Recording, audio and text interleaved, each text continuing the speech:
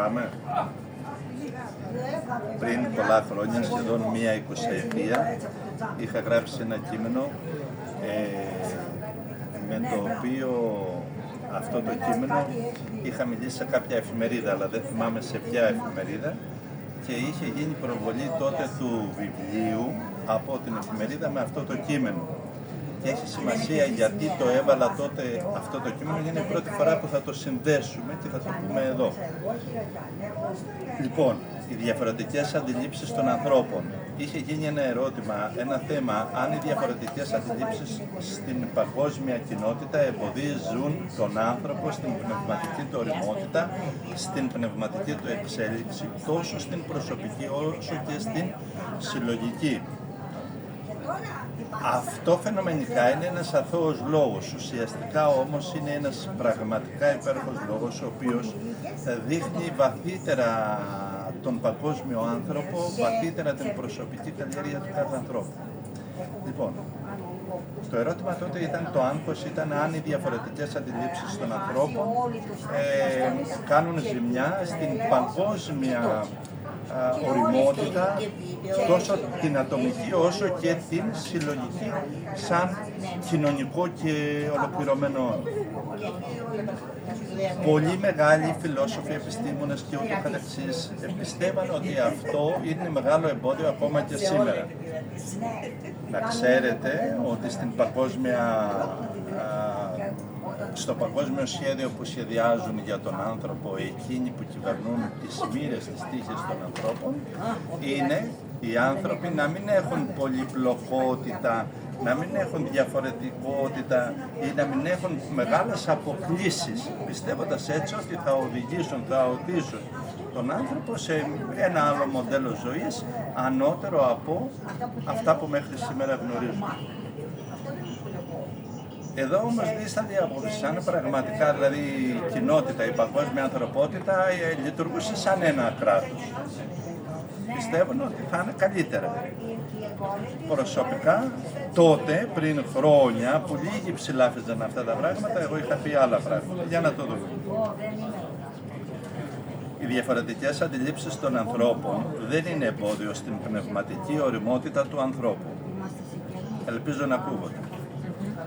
Μέσα στο βιβλίο «Αέναν φυσικό στο φως» θυμίζω ζωντανά σε όλους τους μελετητές μου πως ο αρνητικός και κλειστός άνθρωπος που συνοδεύει πολλούς από τους ανθρώπους στη ζωή τους πρέπει να παραμεριστεί με ευγένεια και στη θέση του να υπάρξει ο ανώτερος άνθρωπος που μέσα στον πυρήνα του έχει το φως του ολοκληρωμένου ανθρώπου. Ανεξάρτητα θρησκειών φιλοσοφιών, ας μην ξεχνάει κανένας πως βάση και θεμέλιο για κάθε μορφή ανάπτυξης του ανθρώπου, ηλική και πνευματική, είναι ότι όλα τα ανθρώπινα όντα αποστρέφονται τη δυστυχία και αποζητούν την ευτυχία. Σε αυτό και γι' αυτό θα πρέπει να χαραχτεί στο νου και στην καρδιά κάθε ανθρώπου πως κάθε ιδεολογία, φιλοσοφία, μεταφυσική, πολιτική πεποίθηση θα πρέπει να υπηρετεί τον άνθρωπο και την ευτυχία του. Η αναζήτησή μας για μια καλύτερη ζωή στηρίζεται λογικά στο γεγονός ότι όλοι μας αποστρεφόμαστε τη δυστυχία, έστω κι αν πολλές φορές βρισκόμαστε παγιδευμένοι μέσα στα πλοκάμια της. Η αγάπη για την ευτυχία μας έχει ρίζα της στο μεγαλείο της ψυχής μας.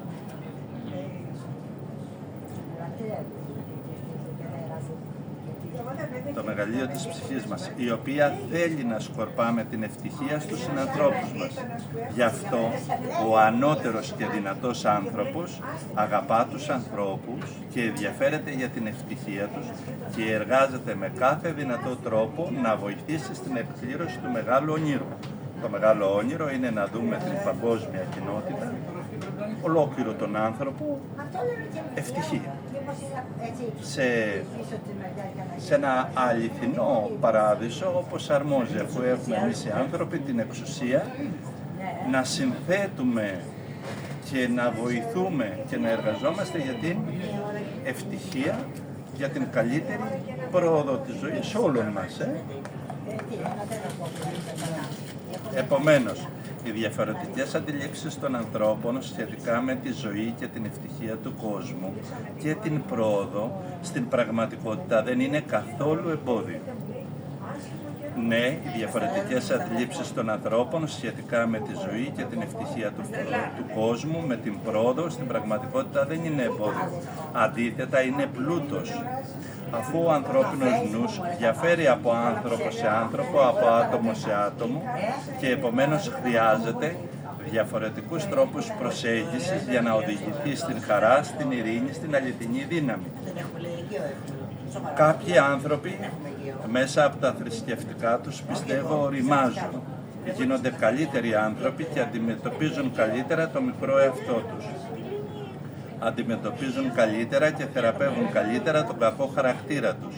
Αντιμετωπίζουν την τραχύτητα του φανατισμένου νου τους. Αντιμετωπίζουν καλύτερα τις δυσκολίες της ζωής.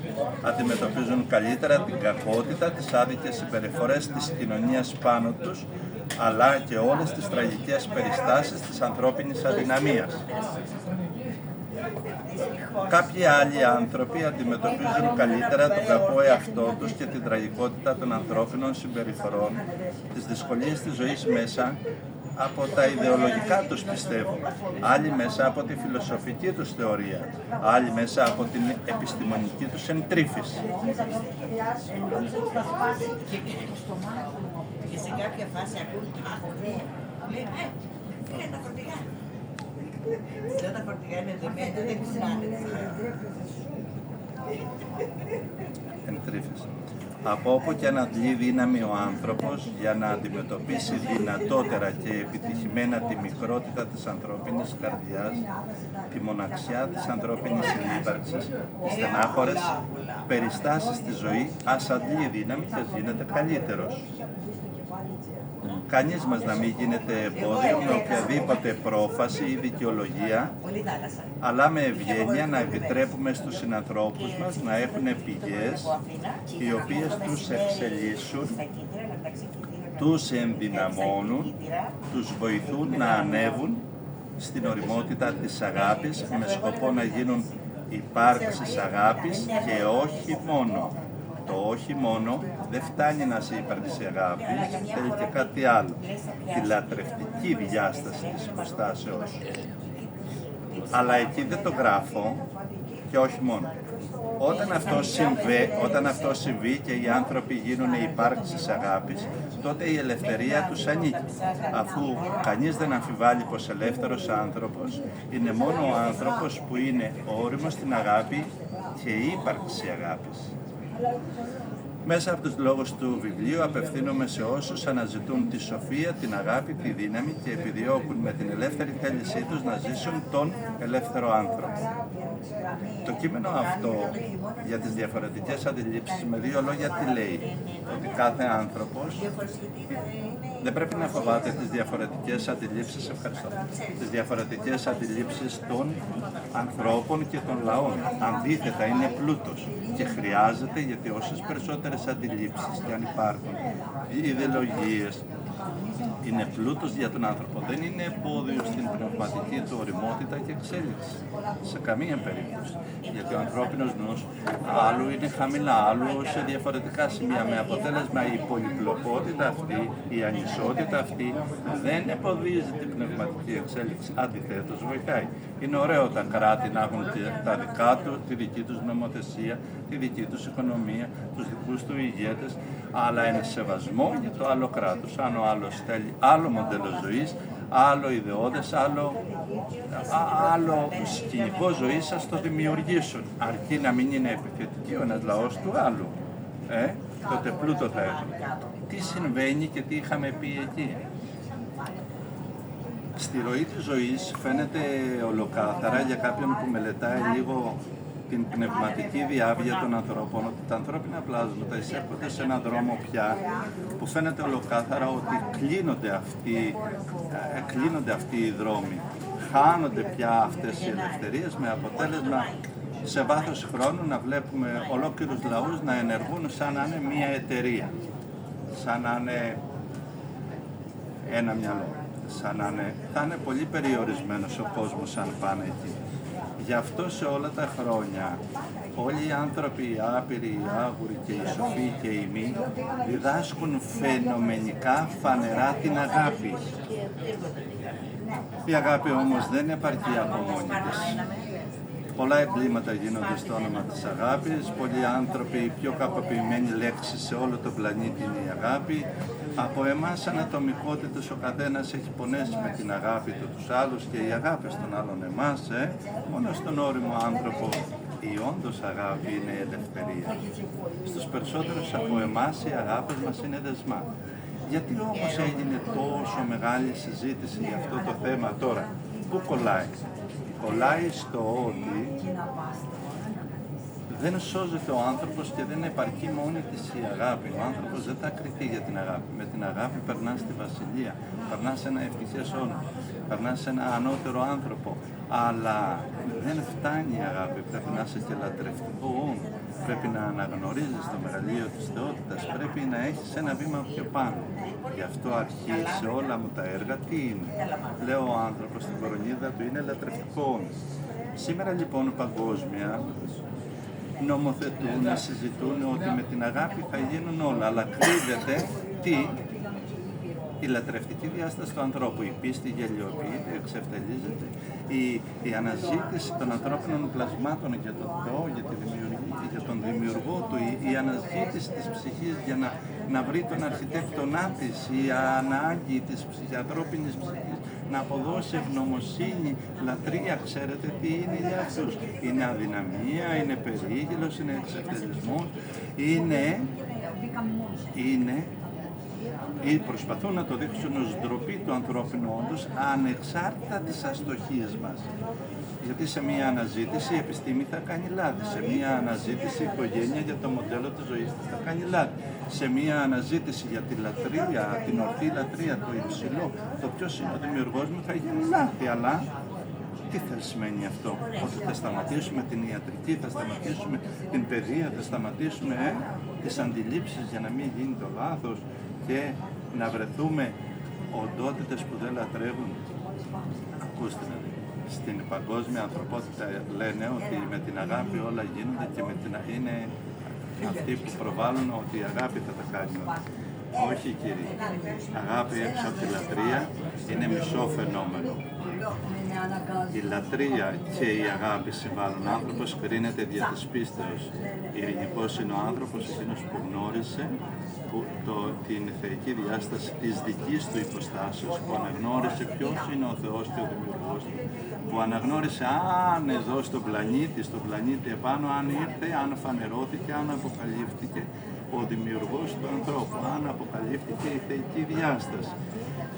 Γιατί βλέπετε σε όλο τον πλανήτη, μέσα από τις αντιλήψεις, από τα πιστεύω, από τα ιδεώδη, εκφράζονται μυριάδες πνεύματα. Ναι, ο πλανήτης είναι ένα σημείο, θα λέγαμε, μεταφυσικά, που προχώνται όλων των ειδών τα πνεύματα. Και θα λέγαμε ότι είναι ένας τόπος όπου εδώ συγκεντρώνονται όλων των ειδών τα πνεύματα. Γι' αυτό ήρθε, για εμάς τουλάχιστον, ήρθε και ο ίδιος ο Δημιουργός και είναι ο μόνος ο οποίος μας εχάρισε την εξουσία του λάτρη. Για ακούστε να δείτε κάτι που θα σας πω.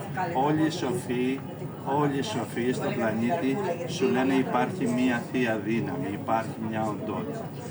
Όλοι οι μορφωμένοι και αμόρφωτοι αναγνωρίζουν μία δύναμη που δημιούργησε τα πάντα. Αυτή τη δύναμη μπορεί να τη λέμε Θεό, δύναμη της ζωής, αρχιτέκτονα, πηγή της ζωής, άρτο, νόημα, λόγο, όπως και να τη λέμε. Το Θεό προσπαθούμε να περιγράψουμε, τη δημιουργό δύναμη, η οποία κλείνεται μέσα στα ονόματα ακόμα και τα πιο ιερά.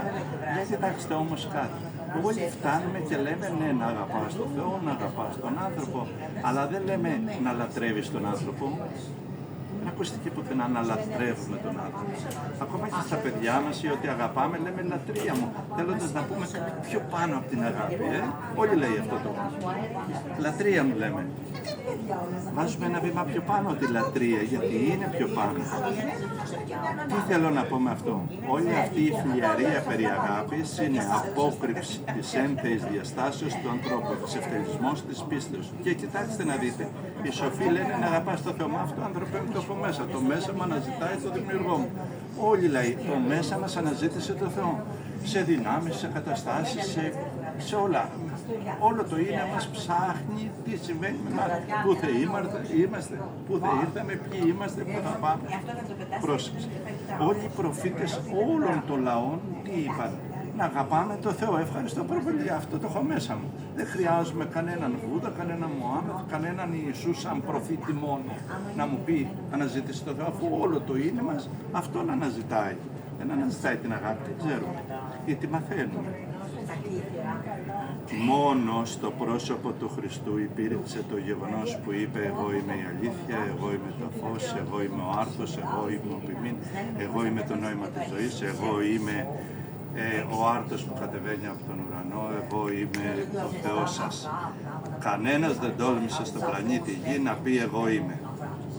Και όποιος τολμήσει, αν τυχόν τολμήσει στους αιώνες που θα έρθουν, θα είναι η τραγωδία, η παροδία και ο εξευτελισμός αυτού που θα το πει. Τι έχουμε εδώ?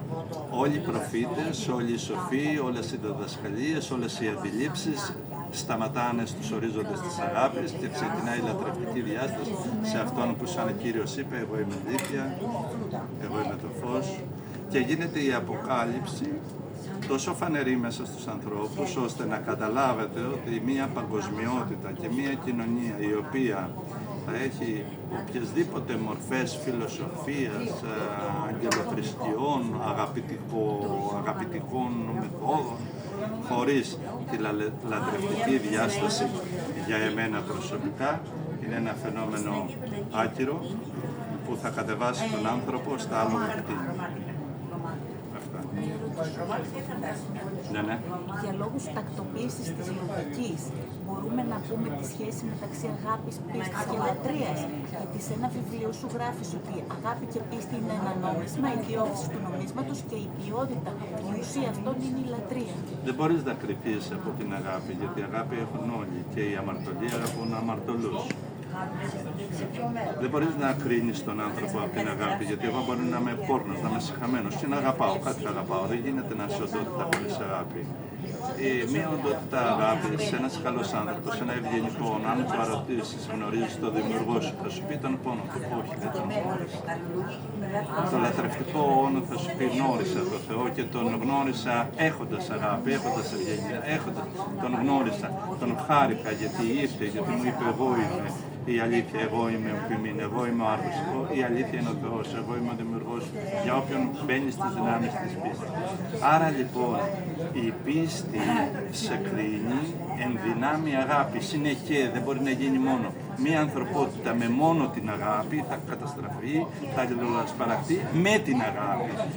Το λατρευτικό όν που η λατρευτική διάσταση, η ανθρώπινη μορφή του εκφράζει το ιερό όν μέσα, είναι αδύνατο να μην έχει πνευματική αρετή, να μην έχει σεβασμό, να μην έχει κοινωνία αγάπη.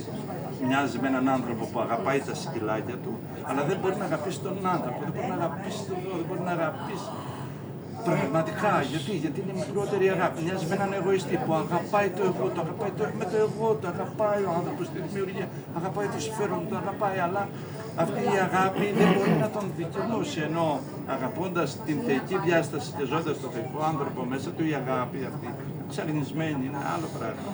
Επομένως, αυτό που πιστεύεις και ο τρόπος που το πιστεύεις και το αγαπάς είναι η ποιότητα που σαν οντότητα έχεις. Δεν είναι το ίδιο πράγμα και δεν μπορώ εδώ να το ξεδιελύνω τόσο πολύ. Η λατρευτική διάσταση καθορίζει τον άνθρωπο, οι ανώτερες μορφές λατρείας είναι σε υψηλό βαθμό από έναν άλλον άνθρωπο, ακόμα και λατρευτικό μόνο το ίδιο. Ο ένας πιστεύει ότι λατρεύοντας τον Θεό, ξέρω εγώ, με προσφορές, με δώρα, ότι αυτό είναι ανώτερο. Ένας άλλος όμως ξέρει ότι ό,τι και να κάνει, ό,τι και να δώσει το αίμα του να δώσει για τον άνθρωπο, αυτό έπρεπε να κάνει. Τι έπρεπε να κάνει? Τι να συζητήσει, τι να πει από αγάπη, δηλαδή τι έπρεπε να είναι? Να είναι χτίνος ή δέρμα? Όχι, έπρεπε να είναι οντότητα. Είμαστε σε όλο τον παγκόσμιο άνθρωπο, είτε το καταλαβαίνει το ανθρώπινο πλάσμα είτε όχι, έχει μια δέσμευση πριν έρθει εδώ στον πλανήτη αυτό και πατήσει τη γη τούτη που πατάτε κι εσείς και εγώ. Η δέσμευση είναι ότι οπουδήποτε περπατά, παρουσιάζεται, μιλά, θα εκφράζεται ο Θεός από αυτόν, θα εκφράζεται η θεϊκή φύση, η διάσταση του ανθρώπου, η ομορφιά του ανθρώπου. Όπου ανθρωπιά εκεί ο Θεός, όπου απουσία ανθρωπιάς εκεί ο δαίμονας. Αλλά η ανθρωπιά μόνη της χωρίς λατρευτική διάσταση δεν επαρκεί.